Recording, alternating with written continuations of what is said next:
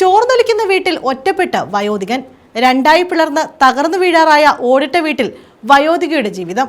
പെരിനാട് ഗ്രാമപഞ്ചായത്തിൽ 7-ാം വാർഡ് ചിറക്കോണത്താണ് 2 വീടുകളിൽ 2 പേർ ദുരിത ജീവിതം നയിക്കുന്നത്. കേരളപുരം ചിറക്കോണത്താണ് പ്ലൈവുഡ് കൊണ്ട് തറച്ച മേൽക്കൂര തകർന്ന വീടുള്ളത്. ചിറക്കോണം വയലിത്തറ വീട്ടിൽ സുരേന്ദ്രനാചാരി താമസിക്കുന്ന വീടാണിത്. തകർന്നു വീഴാറായ വീടിന്റെ അവസ്ഥ കാണിച്ച് പലയിടങ്ങളിലും അപേക്ഷ നൽകി. യാതൊരു നടപടിയും ഉണ്ടായില്ല. സുരേന്ദ്രനാചാര്യയുടെ ഭാര്യ 1 വർഷം മുമ്പാണ് മരിച്ചത്.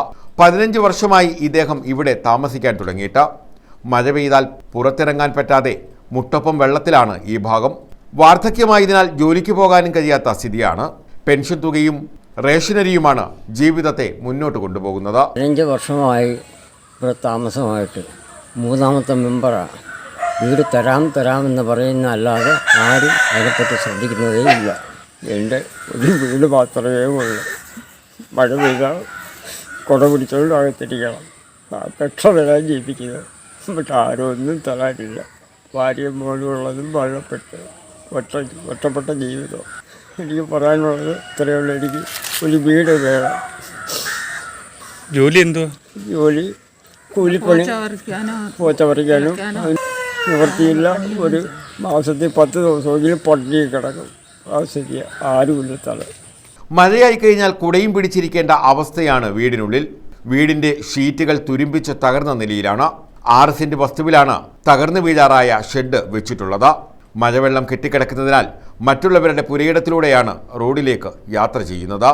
ഇദ്ദേഹത്തിന് ഒരു മകനുണ്ടായിരുന്നെങ്കിലും നേരത്തെ മരിച്ചു. പെൺമക്കളെ ദൂരസ്ഥലങ്ങളിലാണ് കെട്ടിച്ചു വിട്ടത്. ചിറക്കോണം വയലിത്തറ പുത്തൻവീട്ടിൽ 72-കാരിയായ പൊന്നമ്മയുടെ ദുസ്ഥിതിയാണ് മറ്റൊന്ന്. വീട് 2ആയി പിളർന്നു നിൽക്കുന്ന സ്ഥിതിയാണ്. വീട് നന്നാക്കി കിട്ടാനായി മുട്ടാത്ത വാതിലുകൾ ഇനിയില്ല. പെരിനാട് ഗ്രാമപഞ്ചായത്തിൽ നിരവധി പരാതി നൽകിയെങ്കിലും ഒരാൾ പോലും തിരിഞ്ഞു നോക്കിയിട്ടില്ലെന്ന് ബന്ധുക്കളും പറയുന്നു. അമ്മയുടെ വീട് കണ്ട് ഇടിഞ്ഞ് ഏത് സമയവും നിലത്ത് വീഴാറായിട്ടിരിക്കുകയാണ്. ഓരോ മഴയൊക്കെ വരുമ്പോൾ എനിക്ക് ഭയമാണ്. പിന്നെ 2 നവകേരളയിലും പരാതി കൊടുത്ത് ലൈഫിൻ്റെ ഇതിലൊക്കെ ഉണ്ടായിരുന്നു. ഈ മെമ്പർമാർ അതൊന്നും ശരിയാക്കി തന്നിട്ടില്ല. പഞ്ചായത്തിൽ ചെന്നപ്പോൾ വിഒ വന്ന് വെരിഫിക്കേഷൻ വന്നപ്പോൾ മെമ്പർമാർ കൂടെ വന്നില്ല എന്നാണ് പറഞ്ഞത്. വീണ്ടും ഞാൻ നവകേരളയിൽ പരാതി കൊടുത്ത് എന്നിട്ടും അനുവദിച്ചില്ല.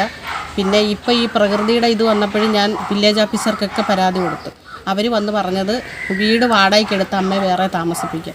എനിക്കിപ്പോൾ വാടക കൊടുക്കാൻ നിവൃത്തിയൊന്നുമില്ല. കാരണം എനിക്ക് 2 പെൺകുട്ടികളെയാണ് ഞാൻ വളർത്തുന്നത്. അതുകൊണ്ട് വളരെയധികം ബുദ്ധിമുട്ടാണ്. പിന്നെ എന്തെങ്കിലും ചെയ്യിപ്പിച്ച് കൊടുക്കണം. എനിക്ക് ലൈഫിൻ്റെ വീട്ടിൽ 420 സ്ക്വയർ ഫീറ്ററാണ്. അതിനകത്ത് 2 മുറിയേ കെട്ടാൻ പറ്റുള്ളൂ. അത് തന്നെ പണി പൂർത്തീകരിച്ചിട്ടില്ല. ഒരു ഭാഗത്തെ മേൽക്കൂര തകർന്ന അവസ്ഥയിലാണ്. തൊട്ടടുത്ത് മകൾ താമസിക്കുന്നുണ്ടെങ്കിലും മകൾക്ക് ലൈഫ് പദ്ധതി പ്രകാരം കിട്ടിയ 2 മുറി വീടാണുള്ളത്. ഇവരുടെ ദുരവസ്ഥയ്ക്ക് പരിഹാരം കാണണമെന്നാണ് ആവശ്യം.